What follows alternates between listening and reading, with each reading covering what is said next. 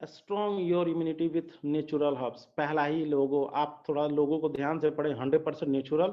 और दूसरा दिया हुआ है real herbs with real results. इसके इंग्रेडिएंट के बारे में बात करते हैं। पहला ही इंग्रेडिएंट मिला हुआ है दालचीनी, और पहला है त्रिफला। सबसे ज्यादा इसमें त्रिफला मिला हुआ है। उसके बाद मिला हुआ है दालचीनी।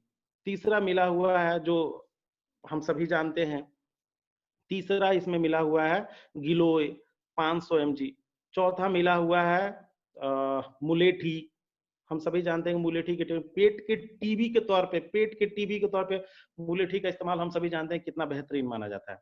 अगर मैं केवल त्रिफला के बारे में बात करूं तो ये एक ऐसा प्रोडक्ट है जो आप दुनिया के किसी भी केस पे दे सकते हैं। माने आपको केस क्यों दे सकते हैं? क्योंकि बॉडी में, अब यहाँ पे मैं थोड़ा सा डीपली जाना चाहूंगा।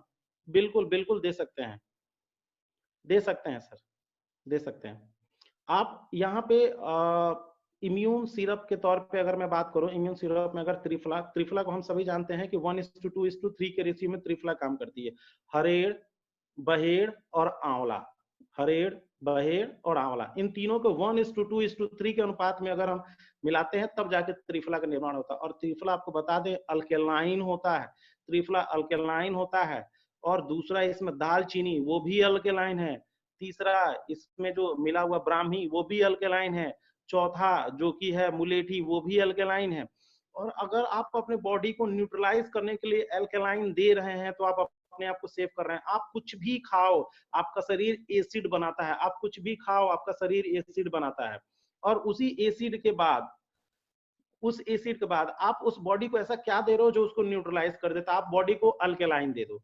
जैसे ही बॉडी को आप एल्कोलाइन दोगे, बॉडी उसको न्यूट्रलाइज कर देगा, आपका पीएच बैलेंस बन जाएगा। और जब आपका पीएच बैलेंस बन जाएगा तो आपके शरीर में कोशिका का एक लेयर होता है। कोशिका में एक होता है डीएनए, डीएनए में होता है जिसको बोलते हैं गुणसूत्र।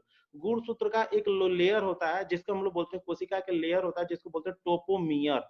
क्या बोलते हैं? टोपोमियर। यानी कि किसी ने, अगर आपकी टोपोमियर की जितनी आपकी लंबाई होगी टोपोमियर की, नहीं उतनी ही साल आप जियोगे।